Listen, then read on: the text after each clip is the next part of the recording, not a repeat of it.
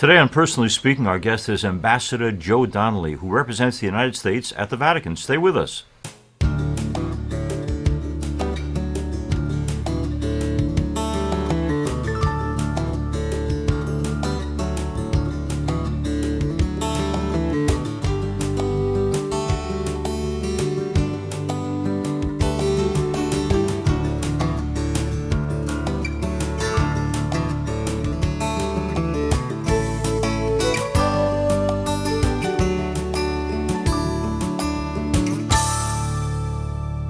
Hello and welcome to Personally Speaking. I'm your host, Msgr Jim Lisante, and Ambassador Joe Donnelly joins me now. Ambassador Donnelly was confirmed on January 20th of 2022 as the United States Ambassador to the Holy See. Previously, he represented Indiana in the United States Senate from 2013 to 2019. He also previously served in the United States Congress from 2007 to 2013. Ambassador Joe Donnelly was raised on Long Island, in fact, in Massapequa, New York, my hometown. He attended the University of Notre Dame, receiving a bachelor's degree in government and a law degree. Ambassador Joe Donnelly has been married for over 40 years to his wife, Jill, and together they're the parents of two grown children. He's here with us today to talk about his role as United States Ambassador to the Vatican, the issues that are important to him, and the values and the Catholic faith that sustain him. Joining me now, I'm so pleased to welcome to Personally Speaking, Ambassador Joe Donnelly. Well, I'm doing this program thanks to the modern technology of Zoom from my parish in Massapequa Park, and I'm reading about you and finding out this is your hometown. Tell us, how long did you live in Massapequa? I lived in Massapequa for 18 years. Okay. And actually, Monsignor, just a few blocks from your parish is where I signed up for the selective service draft at the Carmen Road Shopping Center. Right across the street. Well, look at that. We have a rich history. When I hear about Indiana, I thought that was born and raised, but I was so happy to hear that you come from our neighborhood. Well, welcome back to Massapequa right now. Thank you. I also have a number of family that still belong to Our Lady of Lourdes and that's great. And friends as well. And some of the friends, their family worked for me in Washington. So isn't that a small world? So I'm so delighted to have you back in the neighborhood, even if just for today. Now, I'm reading, my current reading list is, I had interviewed years ago Jack Valenti, the wonderful presidential counselor, and his autobiography I'm finally getting to, even though Jack's in heaven. But I mention that because there's a scene that he paints where he's meeting with Dean Rusk, the Secretary of State back in the 60s, and Rusk says, you know, you're an Italian Catholic. I want to ask you, what do you think our relations as America should be with the Vatican City State? Can you tell our viewers and listeners what's the history here? Were we always enjoying an ambassador at the Vatican, or is this something relatively new? It picked up again under President Ronald Reagan. Okay. And I think what President Reagan saw, which was exactly right, is the Vatican may not be the largest place in the world. Mm-hmm. It may not be a place where folks go to for visas and for all those traditional things where you would give talks to local businesses and such. But Monsignor, as you know, there's I don't know many groups who have the soft power that the Vatican has. It has the global reach that the Vatican has. And when you think of our two countries, we work very closely together on a number of issues, and in some places where you know it's hard for us in some countries, those are places where the Vatican has great influence, and in some places where the Vatican might not, we have significant influence. And so what we try to do is work on U.S. policies with the Vatican, and as always, there's give and take. Yeah. Ambassador Joe Donnelly is our guest. Ambassador, what was your vision of, your experience of Pope Francis before you got there? And since you become ambassador, what do you make of him now?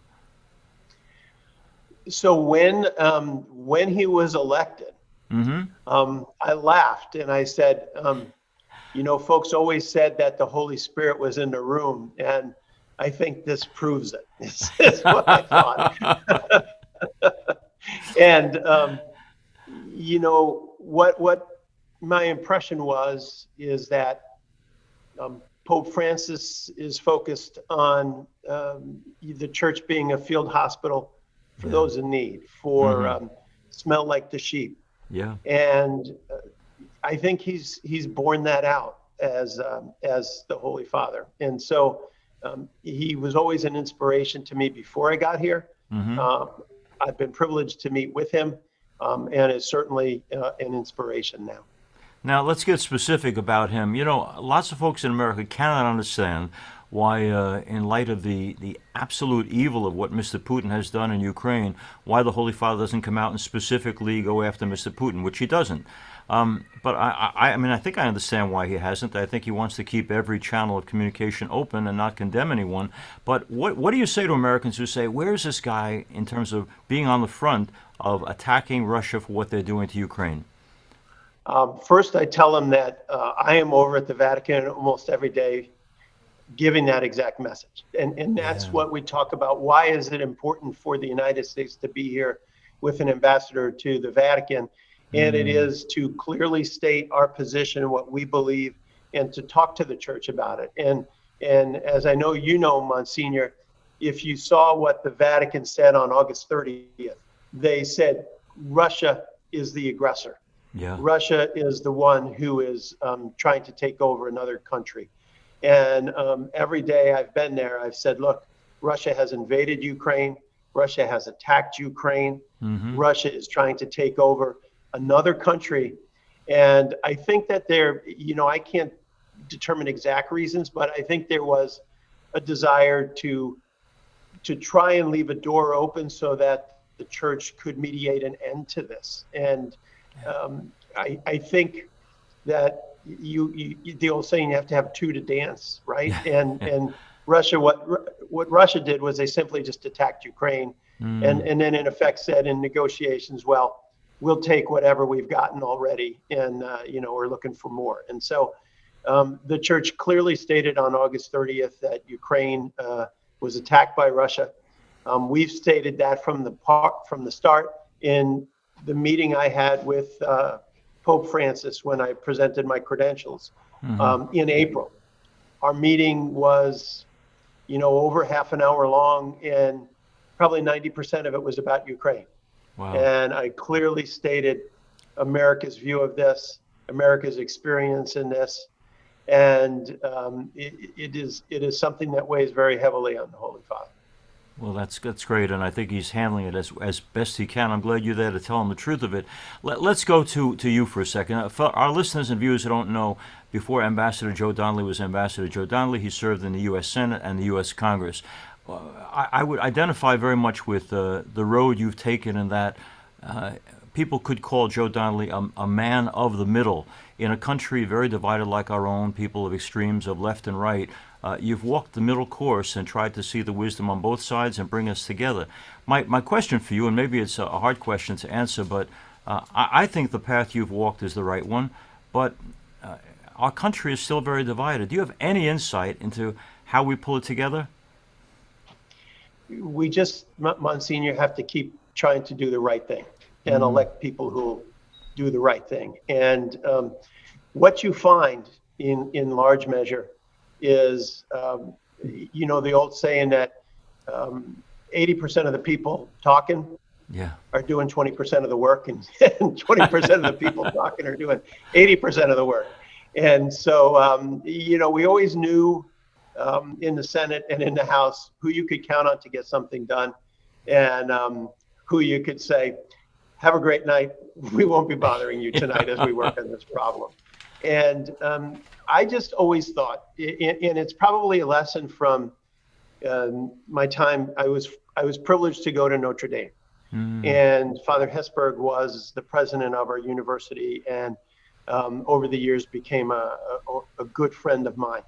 And Father Hesburgh said, Joe, don't do the easy thing, do the right thing. And so that was always, the old bird on the shoulder type thing. I'm going in to vote, and it's like, this would be a really easy vote to do this. And it's like, yeah, I know. Type thing. But not the right thing. That helped us, for instance, when healthcare passed. We wanted to make sure there were some exceptions to provide for conscience choices that folks had. And we stood strong on that, and were able to get that included in the bill. When we were able to move our economy along, it was some years ago, but if you remember when we almost lost Chrysler and General Motors and Ford and all of them, those in my home state of Indiana, that's where so many of the people worked. But folks still said, if you vote for this, they'll throw you out of office. And it's like, well, if I don't vote for this, I shouldn't be in office. Right. And we were able to pay back every penny. And Monsignor, I think that when you look hard and you keep looking, you find really, really good people to get something done. Like Senator Manchin, who just was able to get a bipartisan bill to try to work on energy challenges, inflation challenges. It took a while, and it took continued pounding against the door, but that's the job. An old friend of mine who's a retired congressman is a guy named Ray McGrath, and I mention it because Ray would talk about a Republican, fighting with the policies of Tip O'Neill years ago, but then joining him for golf on the weekend. That willingness to work together, that understanding that at the end of the day we're all Americans on the same team. You're known, and if you go online and read about you, they say there's very few people in the Senate or the Congress who are willing to work with the other side, but you are. Now, you don't demonize the other side. How come? Because my job, when I was in the Senate and the House, is to work for the people of Indiana and to work for the people of the United States. And if somebody has a good idea that can make their lives better, my friends and neighbors in South Bend and in Indianapolis and Evansville and now across the entire country, if you have a good idea that can make their lives better, I don't care what your party is. Let's work together. And what I always told folks is, I said, look, the first president I served with was George Bush II. And then I served with President Obama, and then with President Trump. And I said to everybody, I said, I want them to be successful. Because if they're successful, then our country's successful. And if our country's successful, that means people are working, people have jobs, people can take care of their families, and that's the American dream. Yeah. For the people who don't know Joe Donnelly's background, I mentioned he's been in the U.S. Senate, been in the Congress, but what they may or may not know is that sometimes when you ran, Joe, you didn't win. When you lost elections, and you had a couple of losses along the way, you didn't give up on government service, but you kept on keeping on. Sometimes you ran again, sometimes you worked at another particular platform. But I wondered, when you handle defeat, or how do you handle defeat? Because it hasn't been easy to be a Democrat in Indiana, but you've stayed loyal and true. Tell us, what's behind Joe Donnelly saying, I'm not giving up? You know what, Monsignor, I know that, I played a lot of baseball over the years. And by the way, and I'll throw this in as a promo for my home state, Hagerstown, Indiana, Little League team was in, and Massapequa's Little League team was also in the World Series this year. Yep. And I actually used to play in that league. But, you'd have good days and bad days, but you always try to stick true to what you believe and learn from the prior experience. Like one of the elections I lost, I said, if I did this a little different and that a little different, I think we win the next time. And what you also learn is the voters are really, really smart, and they're talking to you all the time. And so you have to listen. Like, there's all these gurus and all these geniuses, but it is really about how can I make lives better for folks. And when you do that, that's what makes it worth it. Our guest is Ambassador Joe Donnelly, the United States Ambassador to the Vatican. Behind many, many good men, as you know, is a very good woman. Now, every weekend at Our Lady of Lourdes in Massapequa Park, New York, before doing a wedding, I say to the couple, could you write me an essay on why this is the one for you? And I'm wondering, Joe, too, you and Jill have had a long and wonderful marriage. What has she got that made you say this is the one? Well, she was a lot smarter than me. Has just been a good friend and partner. And so I think that's one of the most important things, is to have somebody who's your friend that you can count on. And you don't know it at the time, but she's turned out to be the best mom that you could ever hope for. We have Wow. two wonderful children, and those children are the light of our lives, And and our grandchild, who we now have. a So, grandchild to celebrate too. Online when you read about you, Ambassador Donnelly, they're pretty upfront about saying this guy's a practicing Catholic. But I'm wondering for you and Jill, and I know lots of parents and grandparents watch and listen to a program like this. They love their faith. They haven't found the magic pill yet for how do you best pass that faith on to the children you treasure. Have you any insight, you and Jill, into what's the best way to teach this faith we love? probably try to live it, and to also tell them and let them know, look, no institution's perfect. Yeah. And we were very, very blessed to have an amazing pastor in our parish in St. Anthony's in South Bend. And he's a part of our family. And so him being a part of our family has helped make a difference. And where my family's faith came from, my mom died when I was very young. I was 10 years old in St. Martin's grade school over in Amityville, and lost my mom. And my dad was a very, very stoic Irish guy, right? A long conversation was 10 words. It was usually do what I told you. But his friends told us later, he said that my dad during that time said, if I didn't have my faith, I don't know how I could have gotten through it. And so, you see that example and you try to pass it on to the kids, and they try.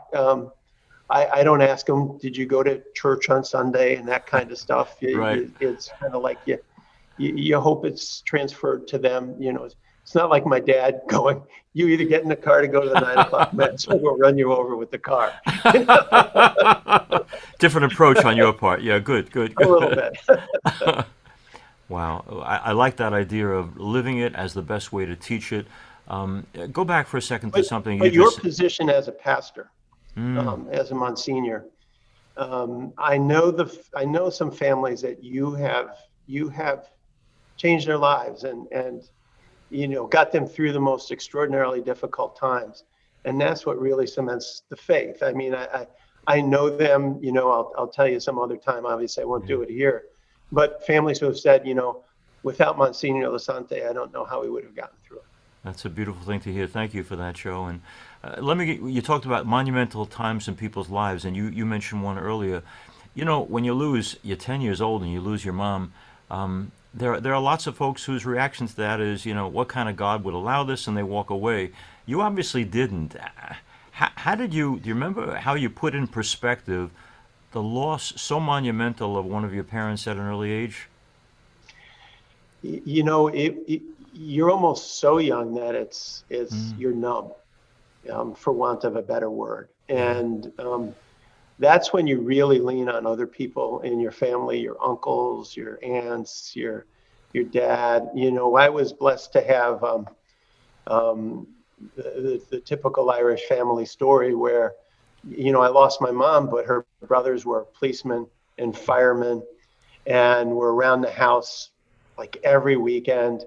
And, we're asking, where were you on Saturday night? It's just like, you better give the right answer. I lost my mom, but I picked up like 3 additional moms. My aunt lived in Massapequa Park and almost became like a second mom to us. And so it is that what you rely on is each other. And I think that's what the church teaches you too, is like the parish of Our Lady of Lourdes or the parish of St. Anthony in South Bend, my parish, is we're one family, but we're one family of many. That's a big family. Wow. That's a beautiful way to put it. I like that very much. I'm glad you mentioned Our Lady of Lourdes again. Thank you, Ambassador Donnelly, for that. We're liking it. Let me ask you, too, controversial issues, but you've had to deal with them.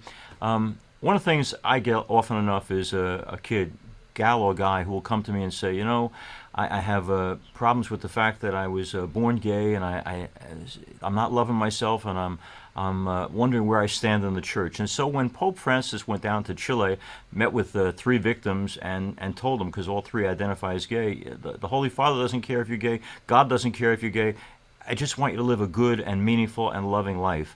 I use that very often with folks who come to me for counseling. In the same way, you've had to mellow out on this issue of gay rights too, and I'm sure from both sides you get it. Either not supportive enough, or on the conservative side, no, he should not be embracing the gay community. When these sensitive issues arise, how do you, with all due respect to people's point of view, tell them your truth in season and out of season, and just stick to who you are and what you believe? You just try to do what you think is right. And I represent an entire state, and it's not just Catholics, and it's primarily not Catholics. And I believe God loves all of us, and so I differ somewhat from the church's position. I believe in gay rights, and and these are my brothers and sisters. And I've had folks who have come and said, "I want you to know this," and I said, "You know what? I love you, no matter anything you tell me about you." I believe in gay marriage. I believe in my brothers and sisters. And what I want them to have more than anything, Monsignor, is a happy life. And I can tell you that the amount of LGBTQI Catholics that are out there that love I say our church because it is the church I belong to. I serve as the U.S. ambassador, so I represent the United States in our policies. I'm still a Catholic, and so they love our church with all their heart, and they hope for the day to someday, when our time has ended, to be in heaven with everybody else. And I guarantee you that. There's a whole lot of people ahead of me on that line. I'm working the hardest I can to move up, but there's a whole lot of folks ahead of me on that line. There's a recent guest of ours, Ambassador Attorney General William Barr, who has been taking all sorts of grief for standing against some of the things that Mr. Trump represented. I mention that too because another guy from your state who gets an awful lot of grief for not doing what President Trump wanted, of course, is Vice President Pence. I presume that you know and have a personal relationship with Mr. Pence. For those of us who don't have that relationship, who's the man? The Vice President is my friend. We've known each other a long time. And I can tell you that on January 6th, was probably the day I've been most proud of the Vice President for doing what he knew was the right thing for our country, and to stand up to make sure it wasn't about Democrats or Republicans. It was about doing what was the right thing, and that's what the Vice President did. And so he's my friend. His brother, Greg Pence, who's a Congress member from Indiana, also a friend, was here in Rome in August.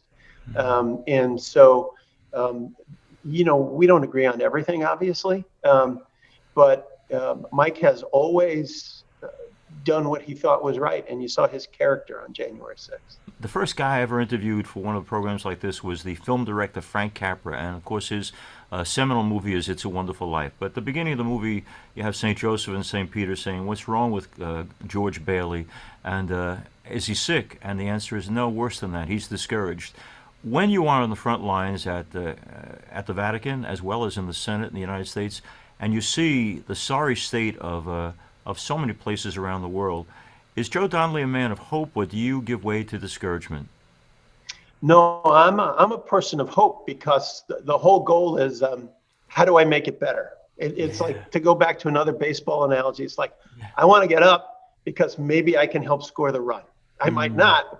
But if we do, then we'll have some success.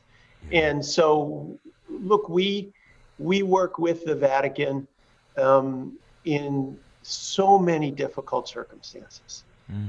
As I said, it was my mission to clearly speak on behalf of the people of Ukraine and our nation to the Vatican when everyone was saying, well, Russia's going to knock them out in a week. It was my job to say, you know what? This country has a right to exist. And the right thing for us to do is to have some backbone and stand with them. the right thing for us to do. We're working, Msgr, on programs to try and provide, as a nation, this is our country doing this. This is you and everyone at Our Lady of Lourdes and everyone in California and in Florida. We're trying to provide water and sanitation assistance to 151 sites in Africa. And the American people are working to do that. And we're working with the Vatican on this particular issue. And so if some child can actually, for once, get clean water, get a good education, that's such a win. And so you work for the wins. You know, like you said, you lose a couple, but you try to win more than you lose. I want to thank Ambassador Joe Donnelly, former congressman, former senator, and now our representative to the Vatican from the United States. I admire and like Joe for many reasons. Among them is, as I defined him earlier in this interview, as a man of the middle in the sense of not demonizing anybody, of the left or the right, trying to bring people together, whether it be in the Congress of the United States or as ambassador to the Vatican. In a world where people are so strident, it is so good to have a reasonable voice who tries to see the best in people. And Ambassador, that's you, and I thank you for all the good you're doing. Well, thank you. What I always used to say, that when somebody say, well, you're this party, you're that party, it's like, you know what? I don't work for a party. I don't work for a president. I work for the people of our state and of our country. And those are my bosses. Thank you. Thank you so much, Ambassador. You're wonderful. Appreciate you being with us. Thank you so much, Msgr. And God please come back and visit Massapequa Park soon, okay? They have great pizza there. They sure do. As we end today's program, I want to thank you all for being with us. If you need to reach me, you can write me at personallyspeakingpodcast@gmail.com. You can also go to this show or past episodes by going on YouTube and searching under Personally Speaking with Msgr Joe Donnelly, where you'll be able to watch shows as well. And please don't forget to click like and subscribe. Personally Speaking is also on Facebook at Personally Speaking with Msgr Joe Donnelly. We're also now on Instagram at Personally Speaking Podcast. Please share and let others know about Personally Speaking. I'm privileged to serve as host and executive producer, Personally Speaking.